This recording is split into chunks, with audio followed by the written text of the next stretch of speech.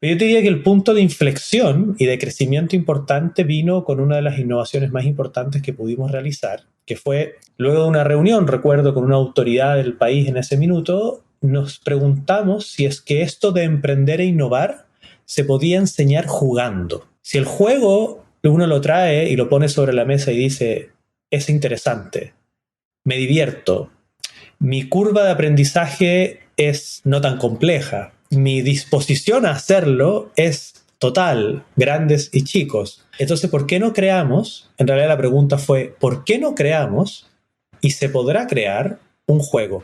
Esto es Conversaciones con Impacto, un podcast de Impact Latam. Acá vas a encontrar entrevistas, casos y otros contenidos de innovación, emprendimiento e impacto. Soy Dani Tricarico, tu anfitrión, y te invito a que te sumes a esta experiencia. Dale, sumate a la comunidad de impacto. Buenas. Buenos días, buenas tardes, buenas noches, donde sea que estén. Bienvenidos a otro episodio de Conversaciones con Impacto. Este podcast de Impact Latam, donde entrevistamos a emprendedores y referentes del ecosistema de innovación, emprendimiento e impacto en Latinoamérica. Como siempre, los invito a sumarse a la comunidad de Impact Latam ingresando en www.impactlatam.co para poder acceder a información, beneficios y mucho más, y a su vez potenciar sus emprendimientos y organizaciones hacia el mundo del impacto económico, social y ambiental. El día de hoy tengo el gran gusto y honor también de conversar y entrevistar a un amigo, primero, y segundo, un gran profesional y referente en estos temas, Elías Tefarikis. Elías es emprendedor, gestor de la innovación y bueno, muchas cosas más que vamos a recorrer en el camino. Hoy en día, director ejecutivo de Corporate Impact Venturing en Wayra, el brazo de inversión de Telefónica. Así que bienvenido, Elías, y gracias por sumarte a Conversaciones con Impacto. Muchas gracias, Daniel, por la invitación y un saludo a todas las personas que nos escuchan en este tremendo podcast, del cual yo soy seguidor hace un buen tiempo. Pero gracias por tenerme aquí y este espacio para poder conversar de las cosas que nos gustan. Y sin dudas, así que muchas gracias. Bueno, quiero arrancar un poquito, vamos a atravesar 2 o 3 espacios importantes de tu vida, mientras preparaba un poco el capítulo. Quiero arrancar de momento cero, valga la redundancia, del primer momento cero, en tu paso como emprendedor en temas de educación. ¿Cómo arrancaste esos primeros pasos? ¿Cómo fue esos primeros comienzos?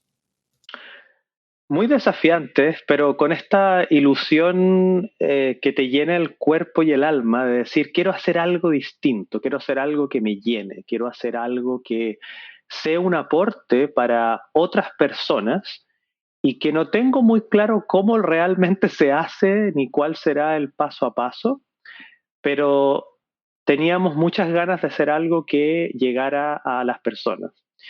Y obviamente es algo que no hice solo, lo hice con un amigo, con un socio, con una socia, con varias personas que teníamos talentos distintos, pero nos convocaba como un mismo desafío. Y en ese minuto, estoy hablando el año, ya tengo que poner mi carnet sobre hay que la ponerlo mesa, para atrás. Sí. para atrás, pero estamos hablando del año, ya me voy a acordar del año 2012, no, ya me voy a acordar del año a ese punto que no lo tengo del todo claro. Yo creo que fue 2005 por ahí, ¿no? Una cosa así. 2005-2006. Buen punto, gracias, Dani. Y teníamos la pregunta de cómo poder llegar a lugares educacionales de una manera distinta, con temáticas que en ese minuto eran muy poco conocidas, como era el emprendimiento y la innovación. ¿Cómo podíamos acercarnos a jóvenes principalmente de una manera distinta? Estoy hablando del año 2005-2006, donde obviamente la transformación digital, el uso masivo del Internet y una serie de cosas era algo mucho más incipiente, no era lo que hoy día todos conocemos. Entonces dijimos, bueno, tratemos de llegar con un mensaje distinto, en un medio distinto, con contenidos interesantes para poder acercar a esas personas.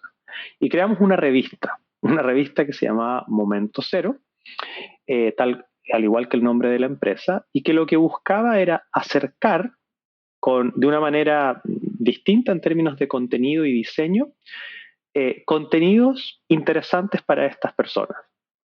Y así partimos. Nuestro mínimo producto viable inicial, yo lo miro con el tiempo con mucho cariño, pero era muy sencillo, claro, con mucho corazón. Y creamos un medio de comunicación al final del día. Claro, eso fue lo que creamos. No estaba claro cuál era el modelo de negocio, de hecho no se sabía ni nadie entendía muy bien lo que era un modelo de negocio, y había yo tenía 24 años, entonces había muchas preguntas, tanto desde lo técnico como desde la experiencia de cada uno de nosotros que no sabíamos cómo responder, claro, pero sí teníamos determinación, muchas ganas de aprender. Todos teníamos muchas ganas de aprender. Y veíamos que este era un problema. En cada lugar, en cada establecimiento educacional, en cada universidad, en cada colegio, nos decían que, ¿qué es esto de emprender e innovar? ¿Cómo lo puedo aprender? ¿Cómo lo puedo llevar de una manera más sencilla de aprender? Y ahí creamos una revista, la que era muy sencilla al principio. Luego de eso comenzamos a crecer, tanto en contenido, en saber cómo venderlo, en traer universidades, auspiciadores, a traer invitados interesantes. Y al principio uno tocaba la puerta y decía, déjame entrevistarte, por favor. Luego de eso teníamos una agenda llena y lográbamos entrevistar a las principales autoridades del país, a los principales empresarios, y lo cual era muy, muy interesante desde el punto de vista de cómo un medio de comunicación, comillas, muy clásico en ese minuto, nos permitía conversar de muy buena forma con distintas personas. Esa fue la primera etapa de la empresa, una etapa de muchísimos aprendizajes. Cuando uno emprende al inicio, como tú bien lo sabes, Dani, las personas que nos escuchan, uno hace muchas labores, no necesariamente la que es mejor. Comienza a encontrar ese camino. Pero yo te diría que el punto de inflexión y de crecimiento importante vino con una de las innovaciones más importantes que pudimos realizar, que fue luego de una reunión, recuerdo, con una autoridad del país en ese minuto, nos preguntamos si es que esto de emprender e innovar se podía enseñar jugando, a través de un juego. Si el juego uno lo trae y lo pone sobre la mesa y dice, es interesante, me divierto, mi curva de aprendizaje es no tan compleja, mi disposición a hacerlo es total, grandes y chicos.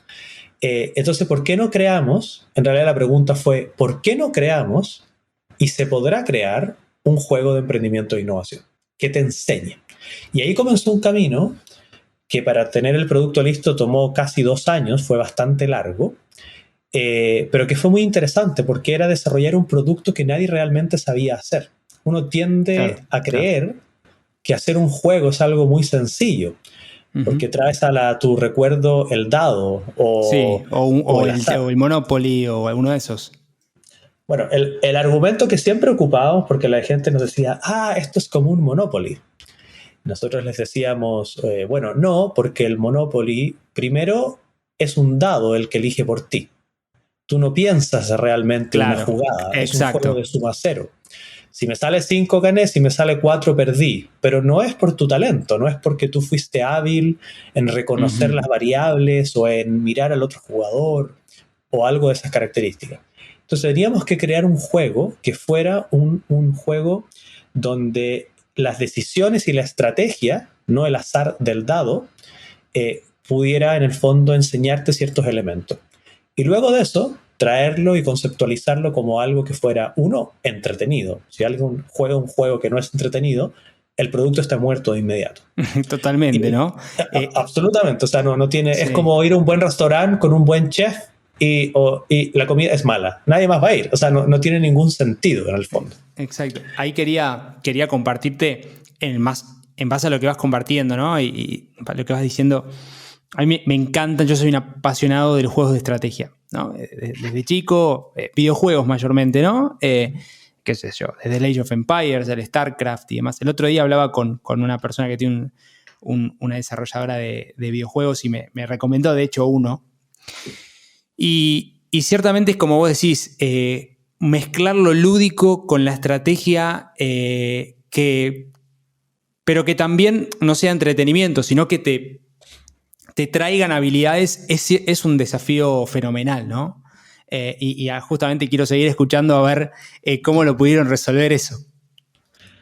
Bueno, y después dijimos, obviamente fue mucho trabajo poder desarrollar un producto así. Había diseñadores, había ingenieros, había profesores, había una cantidad de profesiones dando vuelta en este producto. Y vino la gran prueba de fuego que es, ok, ¿cuánto es el nivel de demanda que vamos a ir consiguiendo?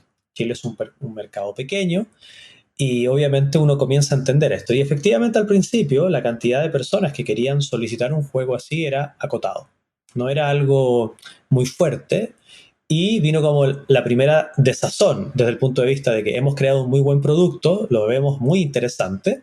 Cuando hacemos jugar a las personas lo encuentran extraordinario, lo compran, pero no lo logramos masificar de la manera que pensamos puede ser ni tampoco escalarlo. Claro. Entre medio hubo ventas a las empresas, entre medio hubo levantamiento de dineros públicos, hubo una serie de elementos que nos permitieron obviamente crear la innovación. Pero vino otro punto de inflexión que dijimos, bueno, quizás no es el juego solamente, sino es la experiencia que podemos crear a través del juego. Claro. Y ahí se nos vino sobre la mesa, a mí y a uno de mis socios, que hemos jugado básquetbol toda la vida. ¿Por qué no traemos esto en la lógica de un torneo?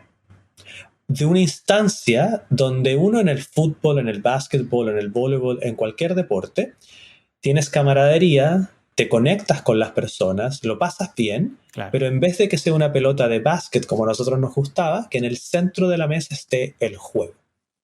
Y esto derivó a una metodología de aprendizaje, a una experiencia de aprendizaje, donde no era llegar y jugar, eran tantas personas, una mesa redonda, con cantidad de tiempo, ciertas formas de hacerlo, y comenzamos a entender que había otro mundo. Bueno, para hacer un poco el cuento más corto, de eso creamos, lo vendimos a un par de instituciones educativas, hicimos un primer torneo pequeño, como un MVP por ponerlo en ese lenguaje, y luego de eso nos dimos cuenta que esto era muy importante, y ahí comenzamos a escalarlo regionalmente, y después de eso lo llevamos a 10 países. Ah, fenomenal, fenomenal. Ahí comenzó un crecimiento brutal, porque la experiencia nos dábamos cuenta que servía independiente de dónde estuvieras, la experiencia se podía replicar muy bien en distintos lugares. Entonces, era obviamente no digital en ese minuto. Claro, siempre necesitabas no sé, un tablero o algo así. Correcto. Estamos hablando como un poco en ese periodo de tiempo del nivel de digitalización no era tan fuerte. Pero desde el punto de vista de la experiencia y de la riqueza que hay detrás como emprendedor, como pasar esa etapa de que lo que tú creas que pueda servir, sirve.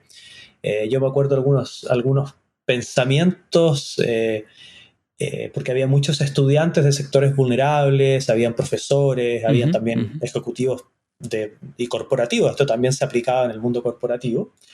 Pero recuerdo con mucho cariño los estudiantes de colegio, que era como el momento siéntate famoso Steve Jobs, una cosa así. Mira. Que llegaban y decían, oye, ¿y en serio usted creó este juego?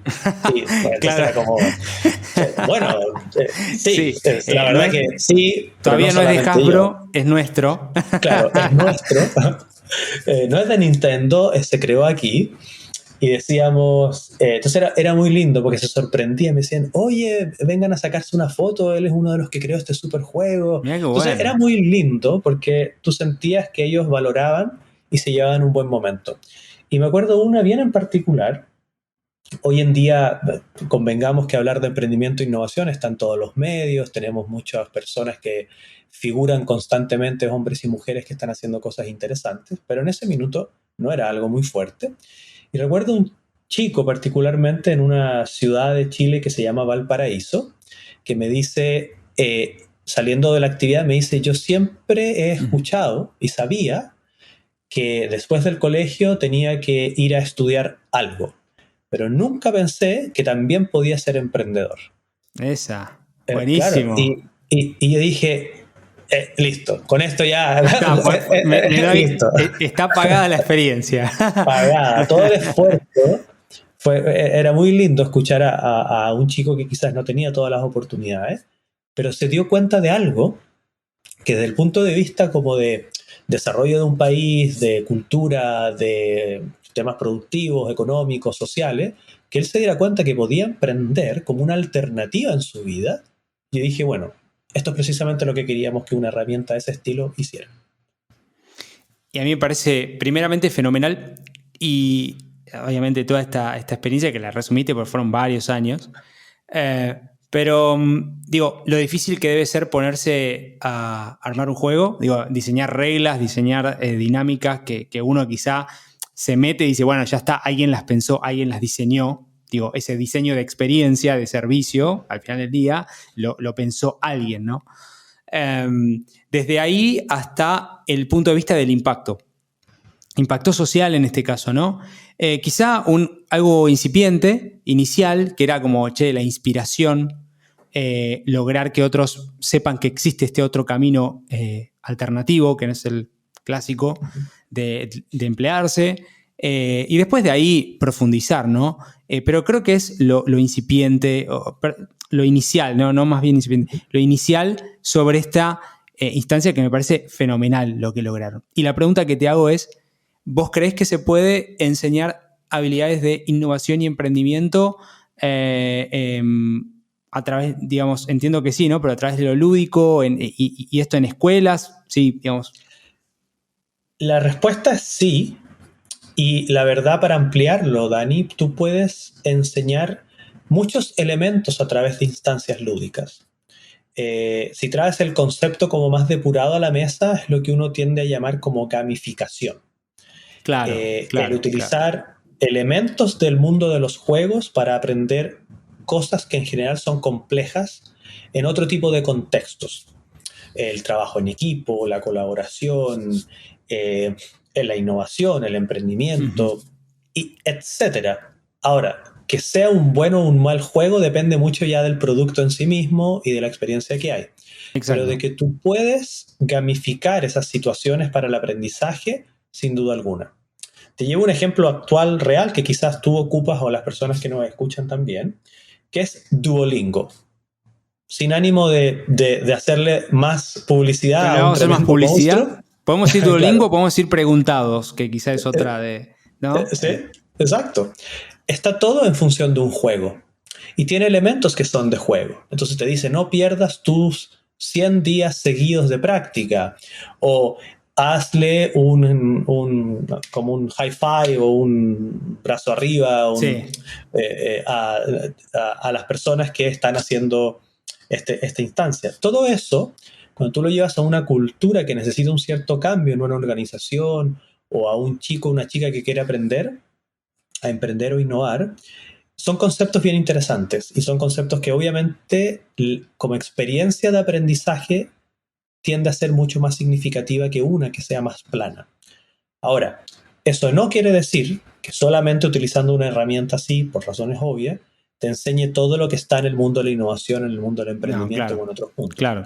Es un complemento relevante, es una instancia que desde el punto de vista más formativo y educacional, entrenamiento corporativo y una serie de otras cosas, es muy importante y muy relevante y un principal diferenciador.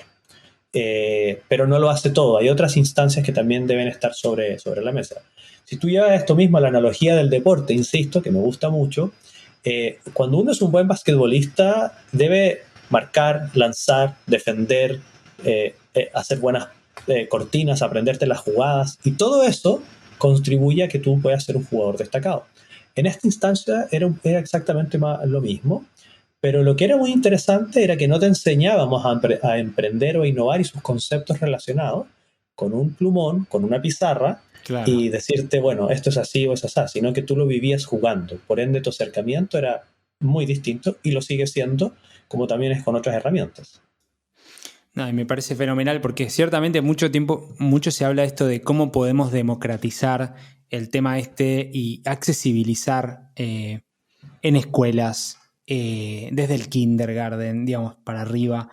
Y ciertamente creo que el juego es una herramienta, pero todavía no está ese dispositivo específico para hacerlo, ¿no? Como el benchmark, ¿no? Como el lugar a donde decís, bueno, este es el camino, ¿no? Y mismo, como decís vos, no reemplaza al docente, sino que complementa al profesor, al docente y las herramientas educativas generales también, ¿no? Porque no solamente con eso, digamos, lo formativo.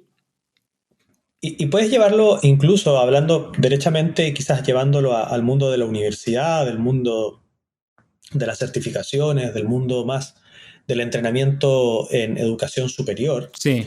Y claro, yo que también hago clases de temas de innovación a estudiantes universitarios, cuando tú construyes una buena experiencia de aprendizaje para ellos, independiente que uses un juego o no, es muy distinta.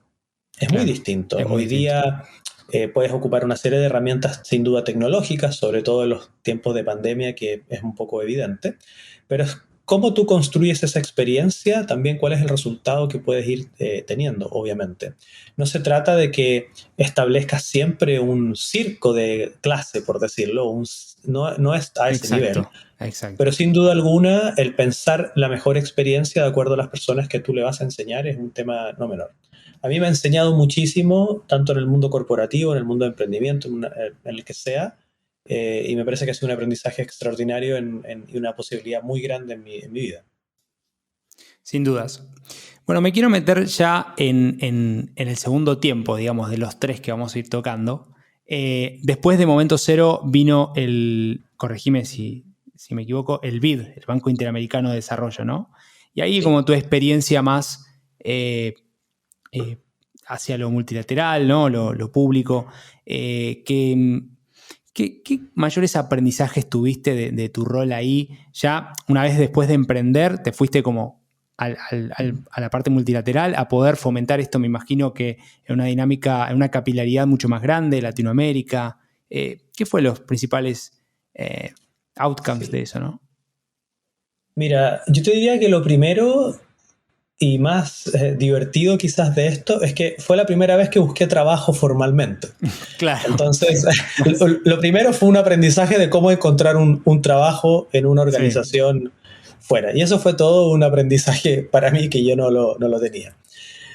Pero dicho eso, fue una muy linda experiencia porque ya era, de partida tenía una mirada muy regional, muy de América Latina y el Caribe, muy de que, si bien es cierto, hay cosas que funcionan para el fomento del emprendimiento y la innovación, hay que tratar de hacer una sintonía fina respecto de lo que cada país con que trabajara pudiese funcionar. También implicó temas personales muy lindos, implicó moverme de Chile a vivir en Estados Unidos, estar 4 años basados fuera en Washington, poder mirar poder mirar la región desde comillas el primer mundo, pero ir a lugares que están en vías de desarrollo y que necesitaban mucho apoyo. Lo otro es el complemento entre moverte en términos de habilidades para hacer que los proyectos se concretaran. Cuando tú estás más del lado del emprendedor, eres ágil, te mueves rápido, sin grasa, necesitas accionar algo que te des cuenta si le sirve a alguien o no. Obviamente la caja y los ingresos son un tema. Cuando llegas al mundo corporativo, esa no es la sintonía.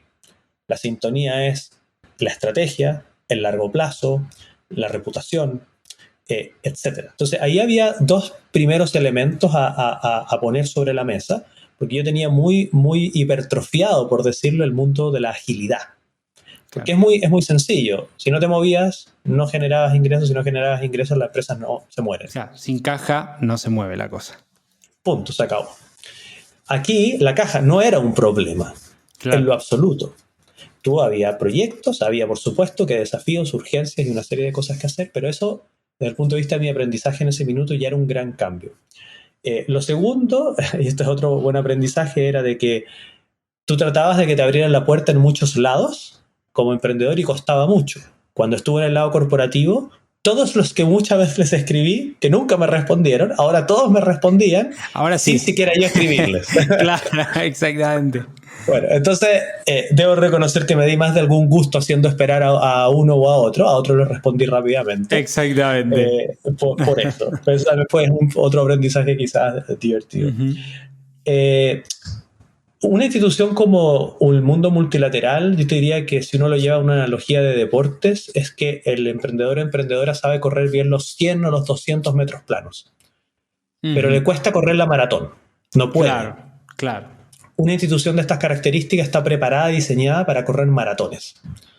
Entonces, cuando tú estás emprendiendo y quieres conectarte con estos organismos, tienes que ocuparlos en este lado estratégico de correr la maratón en muchos elementos. Escalar, profundizar tu modelo de negocio, llevar tu tecnología a otro lado, entrar a países de que no has podido entrar con el apoyo de tener estudios de impacto que por ti solo no puedes financiar, pero que son de valor, que quizás un corporativo de estas características te ayude, etc. Y fue muy bonito. Yo trabajé con 13 o 14 países distintos, en distintos niveles de proyectos, todos vinculados a un poco las temáticas que nos convocan: impacto, desarrollo de emprendimientos sociales, tecnológicos, inversionistas, etc. Así que fue un muy lindo aprendizaje. Y estoy viendo este patrón, ¿no? Inicial, educación, habilidades, ¿no? Como hablabas de habilidades, digamos, desarrollar habilidades, y ahora, desde este lugar en el BID y las próximas experiencias que vamos a ir atravesando, habilidades de lo privado, de lo público, y cómo fomentarlo y cómo se complementa hasta lo que es hoy, ¿no? Es alguna de las cosas que voy viendo de lo que vas conversando. Siempre me gusta trazar un camino desde ese lugar. Y después de eso, sí tuviste un rol específico ya en el gobierno nacional, aquí en Chile, ¿no? Sí. Ya me parece que era una dinámica más específica de asistencia social, ¿verdad? Sí, luego al regreso a Chile, luego de 4 años en Washington, en un cierto momento de mi regreso, se levanta este desafío de poder liderar un equipo que estaba impulsando algo muy bonito en términos de innovación social, que sigue siendo ese camino, el trazado tiene que ver siempre con innovación, que era cómo poder facilitar el acceso de beneficios del Estado, tanto el mundo de más clase media como el mundo vulnerable, de una manera rápida y sencilla. Hoy en día, cuando tú vas a una plataforma, y para que se entienda quizás con la gente que nos escucha, y vas a buscar un producto, ya sea una de estos grandes, para no hacerle auspicio a todos, pero una de estos grandes marcas que te llevan todas las cosas a tu casa, exacto, tú tienes todo en ese mismo lugar.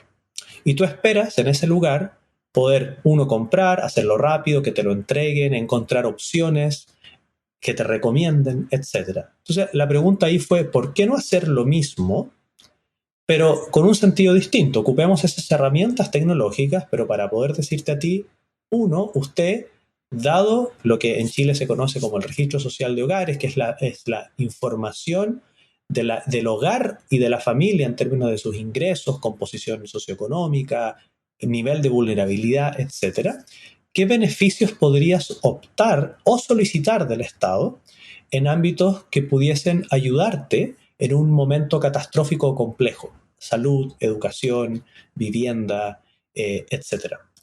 Y lo que uno tiende a ver como este gran elefante Estado es tocarle la puerta a distintos lugares para que te den información.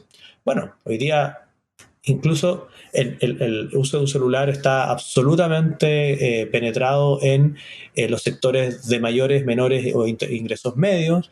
Es algo que se ocupa constantemente. ¿Por qué no llevarlo ahí con la facilidad? Y bueno, se creó en el fondo este programa, Red de Protección Social, donde tú como ciudadano podías ir a encontrar ese tipo de cosas. Entonces, los temas de innovación llevaron a, ok, ¿cómo ahora hacer este cambio para poder, en el fondo, facilitarle la vida a las personas, al menos ayudándolas a encontrar ciertos temas que estaban buscando, y que reducirles el tiempo, claro, las puertas que tocaban, el tipo de información, facilitarles la información en un lenguaje que sea entendible también. Si una persona, desde el punto de vista de innovación social o de un beneficio, busca algo, quieres saber dónde, cuándo, cómo, cuánto tiempo. Sí, lo básico. Sí. No quieres saber si es la ley 21.500. No necesitas eso. Así que mira, fue una tremenda experiencia y yo diría que la guinda de la torta, como se dice, fue que con este mismo equipo y una serie de otras personas también lideramos el desafío de implementar algo en pandemia en ese tiempo que se llamaba el ingreso familiar de emergencia y que permitía llegar con transferencias directas desde el Estado a las personas de manera muy ágil, muy rápida. Se llegó a hacer a 9,5 millones de hogares, esos son más o menos 16 millones de personas, en un proceso que entre solicitarlo, que se te pagara, era bastante rápido. Entonces, desde el uso de la tecnología, en un momento complejo, se pudieron botar muchísimas barreras de cómo operaba el Estado respecto de esa entrega de beneficios, tanto en tiempo como en cantidad. Así que fue un desafío que no había tenido nunca como en el sector público propiamente tal, pero son de esos que tú puedes ver el alcance y sobre todo el impacto, porque algo bien implementado no llegaba a un par de amigos, llegaba a millones de ciudadanos. Dijiste 16 millones, una cosa así. Sí, una locura. Es una locura. Realmente una startup de muy alto volumen tiene que para llegar a ese nivel, ¿no? Como estás hablando de un país. Y ahí específicamente creo que el punto, sobre todo en la pandemia, los ingresos familiares de emergencia, los IFE, ¿no? Se replicaron en toda la región y fueron esta herramienta de asistencia social de emergencia que creo que hoy continúa también en varios países. Y me imagino que mover el elefante para que hacerlo ágil en los pagos, en el acercarse, eso no habrá sido simple, ¿verdad? Para nada. Yo te diría que habían elementos que ayudaban. Por supuesto, la pandemia, el ver a personas, sobre todo en sectores vulnerables, que tenían muy mermados sus ingresos. Todo ese tipo de elementos te da un sentido de urgencia, de contexto, había que aprovecharlo para crear una solución que, si bien es cierto, no era cambiarte la vida de lleno, por supuesto, pero era algo que te podía apoyar en ciertos momentos. Y quizá no tenían cuenta bancaria incluso para poder recibir. Claro. Exactamente, se buscaron todos esos caminos, qué pasa a las personas que no lo tengan, cómo se utiliza también las cuentas masivas públicas que existen en Chile a través del Banco del Estado del país. Entonces, se ocuparon elementos. Yo te diría que un buen aprendizaje es que, a ver, uno, ¿se puede innovar en el Estado? Sí, la respuesta es sí. ¿Que cuesta? Sí, cuesta bastante, pero se puede. Y la riqueza tiene que ver también con que una buena implementación, al igual que un desafío inicial, como contaba yo en mi primera etapa de emprendiendo en Momento Cero, un buen diseño en este otro lado, con los incentivos correctos, ocupando la tecnología y una serie de cosas, puedes tú llegar a millones de personas. Claro. Y eso tiene un sentido desde mi punto de vista súper interesante. Es fenomenal, es fenomenal. Y bueno, y finalmente al hoy, ¿no? A la actualidad, en tu rol de Corporate Impact Venturing, o sea, ya atravesando el mundo emprendedor, el mundo multilateral, el mundo público, y hoy en lo privado nuevamente, en este mundo más cercano a la tecnología, emprendimiento e innovación. Me gustaría saber un poco qué se plantean hacer con este proyecto desde Wayra. ¿Cómo definen impacto? A ver si me puedes contar un poquito más de eso. Con mucho gusto. Mira, hoy día, y para dar ciertos contextos, esto es un proyecto impulsado particularmente por el Banco Interamericano de Desarrollo y el BID Lab, que se llama, y que desde el punto de vista de Wayra, como socios estratégicos en la implementación, somos quienes estamos en conjunto implementando este proyecto, que tiene como nombre, la traducción quizá en el español sería como emprendimiento corporativo de impacto o impulsando el emprendimiento corporativo de impacto en Latinoamérica y el Caribe. Uh-huh. Entonces, lo primero tiene que ver con esta dinámica de lo que se acostumbra a ocupar el anglicismo de corporate venturing o de la relación del corporativo con el startup y esa relación virtuosa, cómo fortalecerla. Eso, ok, sabemos que está sucede en la región cada vez más, falta, pero sucede. Sabemos que hay países en el mundo donde esto es muy fuerte y muy evidente. Estados Unidos y Europa lideran desde ese punto de vista esta relación de startups en distintas materias que han crecido de manera importante, que tienen soluciones de manera importante y que cuando tú miras, ok, ¿quiénes lo han apoyado, tanto en términos de inversión? Hay una lista de corporativos importantes siempre detrás. Entonces eso tiene un virtuosismo. Pero, comillas, eso, y valga, no es 100% así, pero entendamos que ya casi es un commodity en algunos lugares. Ya es como un poco, casi como muy evidente. Independiente que en nuestra región todavía esté en proceso. Pero hay algo que no es evidente, que cómo haces lo mismo en términos de relación virtuosa corporativo-startups, pero enfocándote en startups que son de impacto. Entonces, ese es un distintivo no menor, y es un distintivo que en el caso de este proyecto tiene como 3 grandes áreas que las busca desarrollar. La primera tiene que ver con que es la creación de una red de corporativos. Y una red de corporativos que esté precisamente trabajando en temas de, independiente que no tenga un conocimiento profundo del mundo del impacto, sí tiene por su quehacer impacto en muchos elementos como energía, electromovilidad, sustentabilidad, etc. Sí, sí. Obviamente hay una relación de la creación de un fondo al lado de eso, y también tiene que ver con desarrollar temas de conocimiento. O sea, hoy día la pregunta de qué es impacto, cómo se mide o Sí. qué vamos a entender por eso, etcétera, es una pregunta que necesitamos tener cada vez mayor información para poder responderla de mejor manera. Y eso es un poco lo que estamos haciendo hoy en día, con una mirada más regional, con foco en... hoy día tenemos 5 grandes corporativos que son miembros de esta red y que sigue creciendo. Son los 5 primeros, están las conversaciones con una serie de otros que ya están ingresando a esta red y que están queriendo entender de mejor manera cómo alinear sus estrategias, cómo implementar algún vehículo de inversión que quizás no tengan disponible y que pudiese ser una alternativa para enfocarlo en startups, obviamente, de impacto. Y uno dice la pregunta, bueno, ¿y por qué hacerlo? Porque hay una nueva manera también de entender de hacer los negocios. Eso es un elemento creo que muy importante. 2, porque hay una serie de temas, sobre todo en el mundo de medio ambiente, que no podemos esperar más. Y que creemos que el vincularse y el mirar, obviamente, a los Objetivos de Desarrollo Sostenible de las Naciones Unidas, como también una serie de otras prácticas, son muy importantes para poder propiciarlas, y eso es un poco lo que estamos haciendo.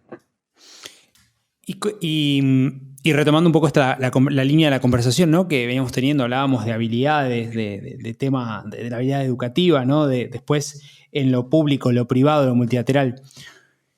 ¿Cómo es el anclaje o cómo debería ser el anclaje corporativo, startup corporativo, con un enfoque de impacto? ¿Cómo ves eso? ¿Qué te parece?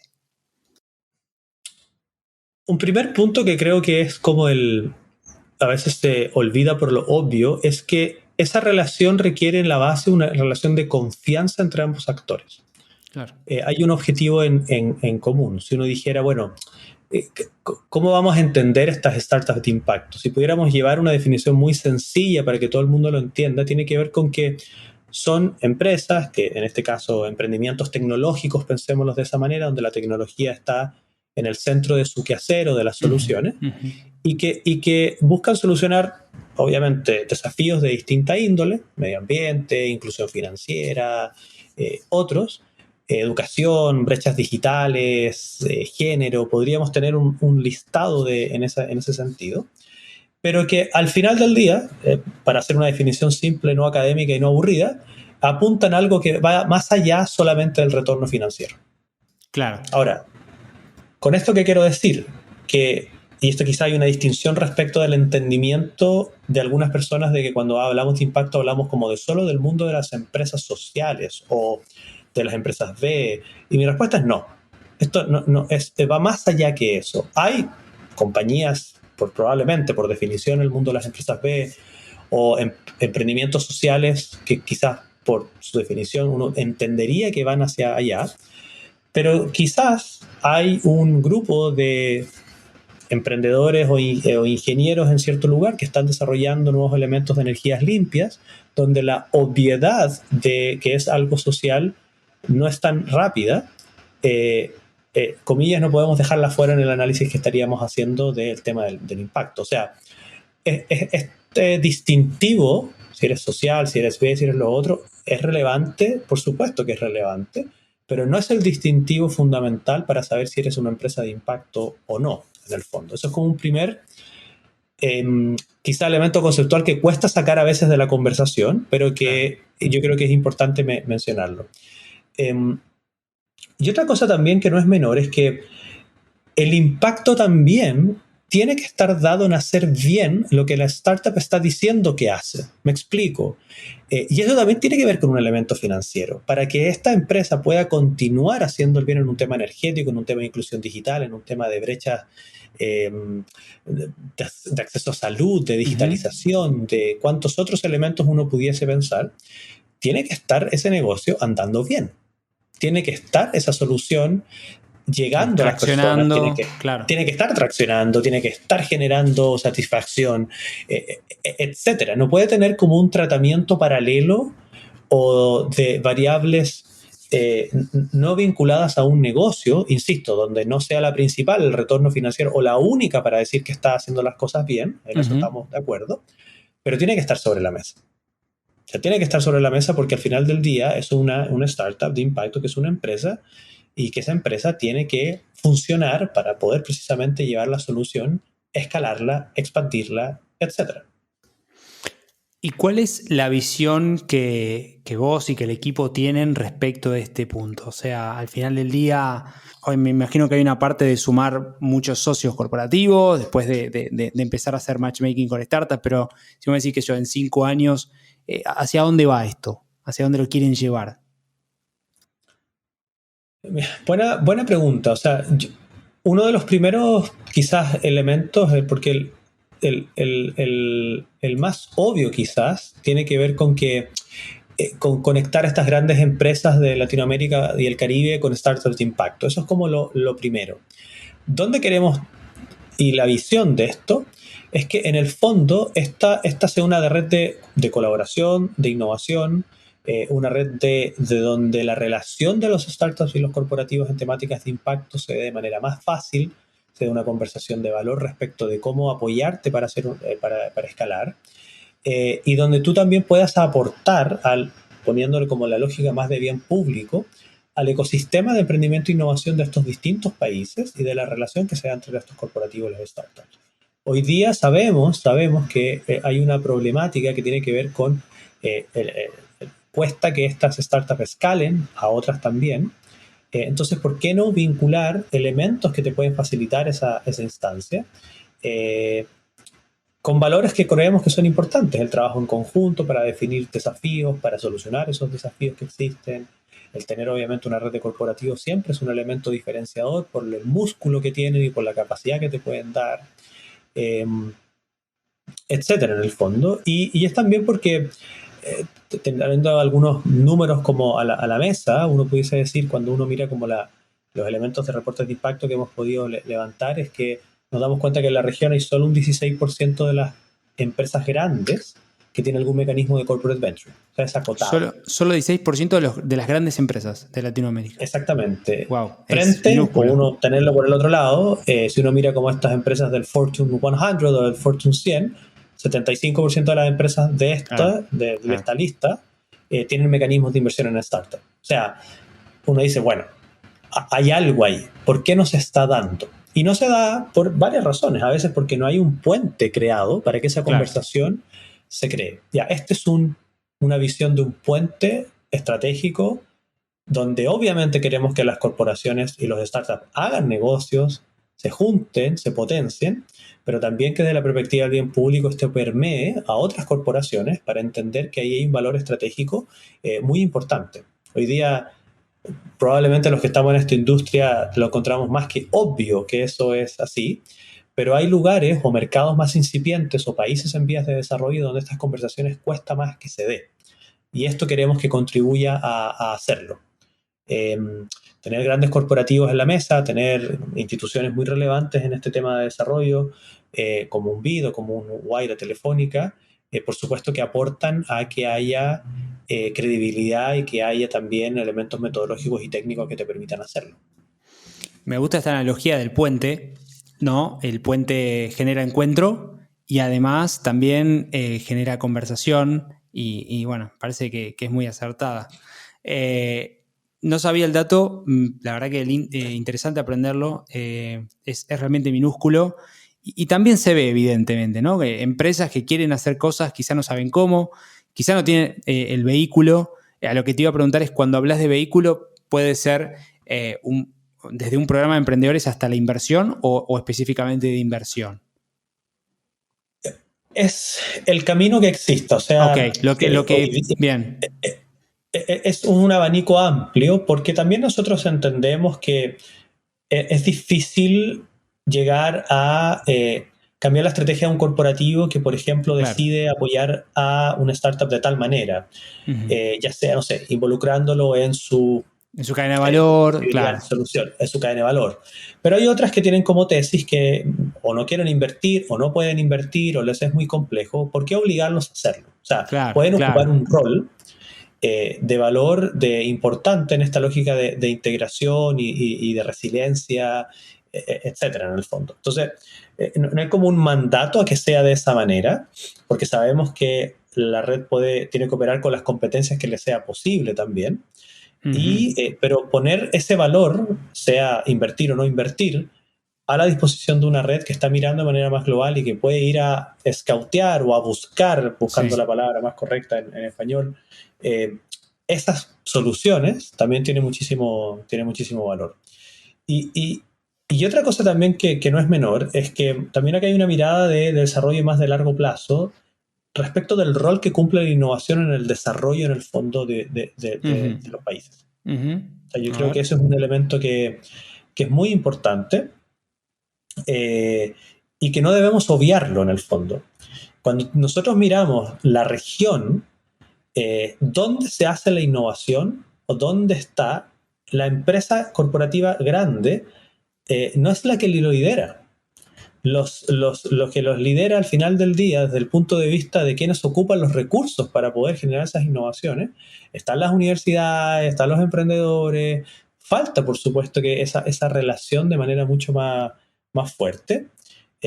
Porque sabemos que en otros lugares del mundo la innovación obviamente viene de este sector privado de manera muy fuerte, la impulsa, y en muchos de estos casos hay fortalecimiento y fomento del sector público para que lo haga de una manera también mucho más sencilla y esa cancha esté mucho mejor.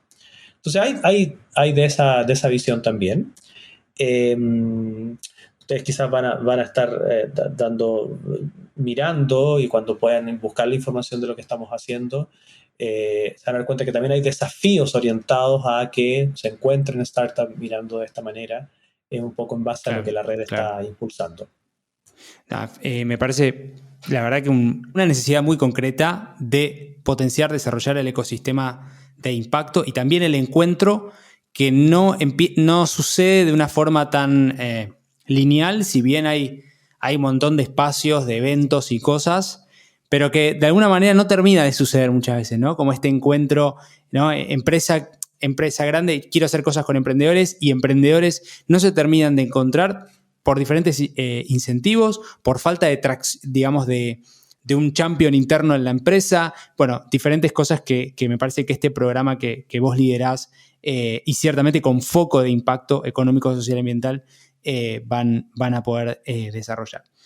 Quiero irme ya para ir cerrando.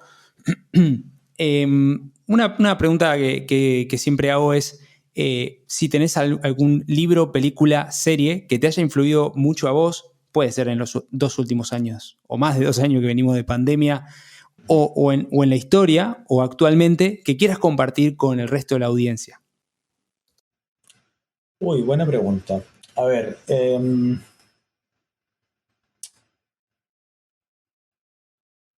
hay un libro, bueno, se me vienen algunos a la cabeza, quizás voy a partir por uno que creo que es muy lindo, que se llama La paradoja de la prosperidad. Y creo que la bajada era cómo la innovación puede sacar a los países de la pobreza. Es un libro,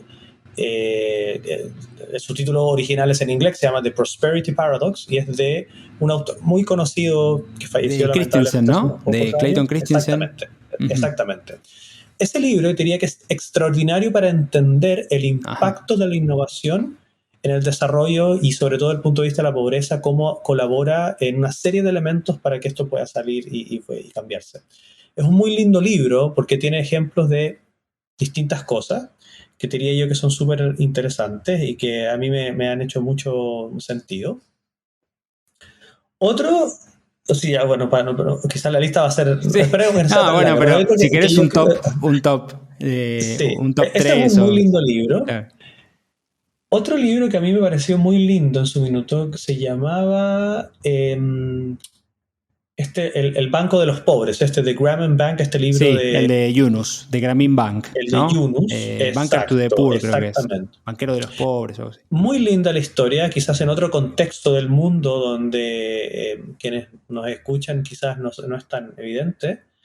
Le tengo cariño también porque tuve la oportunidad de conocerlo a él, me firmó el libro, conversamos 5 minutos, entonces fue mi momento como de fama para hablar con un Nobel, con un premio Nobel. Es como la vez en la vida que he hablado con un premio Nobel, yo creo. Sí. Me pareció muy interesante. Yo diría que esos dos. Y ahora los que estoy leyendo, hay uno que me parece bien interesante que se llama Reimaginando el capitalismo en un mundo en llamas. Sí, el mundo prendido fuego. Rebecca Henderson. Sí. Interesante porque te lleva a pensar precisamente la innovación, el rol de la empresa, su interacción con el mundo del capitalismo, etcétera, etcétera, etcétera. Yo diría que son libros que son bien interesantes a los que estamos como en esta mirada de impacto, de entender un poco el rol de las empresas, de las startups, de la innovación, un poco en el desarrollo y en el tratar de mejorar la vida de las personas, que es un elemento que yo creo que le pega a cualquier industria al final del día, independiente sea de energía, transporte, educación, etc. Claro. Y una serie, no sé si son... bueno, puede ser los libros y está bien, digo, era alguna de las alternativas. Sí, yo te diría que eso se me vienen como rápidamente más a la cabeza para compartirlos. Buenísimo. Y también les recuerdo a todos quienes nos escuchan que estos libros que comenta Elías van a quedar como links en el mismo episodio, así pueden buscarlos directamente. Muy bien, Elías querido, ha sido una gran conversación. Pudimos atravesar un poco el recorrido de tu vida por partes, muy, muy interesante ciertamente. Para aquellos que quieren escribirte a vos, al proyecto, ponerse en contacto, generar sinergias, ¿dónde pueden ubicarlos? Con mucho gusto, elias.tfarikis@guaira.org. Si quieres después lo dejamos ahí en el link porque... Fenomenal. Es probable que uno se equivoque escribiéndolo.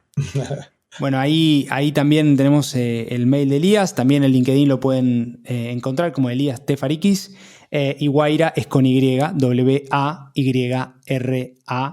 que es el brazo de inversión y todo el tema de emprendimiento de innovación de Telefónica. Así que muchísimas gracias, Elías, por sumarte a este episodio de Conversaciones con Impacto. Espero que lo hayas pasado bien. Y bueno, ciertamente quizá en unos meses volveremos a encontrarnos para que nos cuentes y nos actualices acerca de cómo va el proyecto, nuevos desafíos y demás. ¿Qué te parece? Excelente. Muchas gracias a ti, Dani, por invitarme a esta conversación con Impacto. Espero que así haya sido. Y también felicitarte a ti porque este podcast y este trabajo y todo lo que están haciendo ustedes también es tremendamente relevante para esta industria y para nuestra región. Así que mis felicitaciones por eso también. Muchísimas gracias. Así que ahí lo tuvimos a Elías Tefarikis, director ejecutivo de Corporate Impact Venturing en Guaira. Y bueno, agradecerles a todos y cada uno de ustedes siempre por el acompañamiento, por prestarnos su oído, por prestarnos su tiempo y por estar presentes en esta comunidad de impacto. Como siempre, los invito a sumarse a la comunidad de Impact Latam ingresando en www.impactlatam.co para poder acceder a información, beneficios y mucho más. y ciertamente nos vamos a estar encontrando en el próximo episodio de Conversaciones con Impacto. Si te gustó este episodio, compartilo. Si no te gustó, escribinos para poder seguir mejorando. Y como siempre, donde sea que estén, buenos días, buenas tardes y buenas noches. Muchas gracias por sumarte a este nuevo capítulo de Conversaciones con Impacto. Te invito a sumarte a esta comunidad de hacedores que está cambiando el mundo. Ingresá ahora en www.impactlatam.co. Sumate y sé parte ahora de este cambio. www.impactlatam.co